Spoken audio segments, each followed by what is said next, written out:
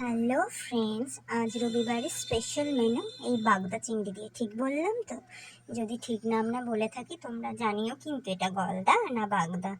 আর মেনুটা পরে জানাবো অন্য একটা ভিডিওতে যে কি বানালাম আমরা এই চিংড়িটা দিয়ে।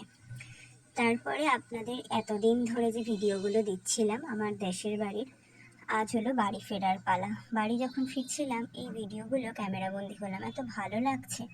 আমরা যারা কাজের বা পড়াশোনার সূত্রে শহরে থাকি, মাঝে মধ্যে এরকম দৃশ্য দেখলে সত্যি খুবই ভালো লাগে।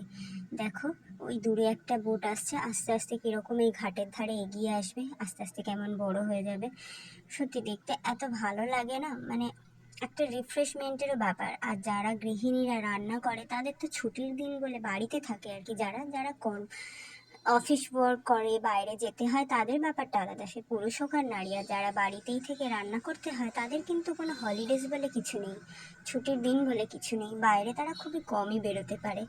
তাদের যাতে আমার ভিডিওটা ভালো লাগে দেখে, রান্না করার পরে বসে আমার ভিডিওটা দেখে যদি তাদের একটা রিফ্রেশমেন্টের একটা ব্যাপার আসে, আমার সত্যিই খুবই ভালো লাগবে, সেই জন্য দেওয়ার। দেখো কত রিস্ক নিয়ে এরা এই বোটের থেকে গাড়িগুলো মানে বাইকগুলোকে ওপরে তুলছে, দেখতে পাচ্ছ কতটা রিস্ক নিয়ে তুললো। যে কোনো একটু এদিক ওদিক হলেই কিন্তু নদীর জলে পড়ে যেতে পারতো।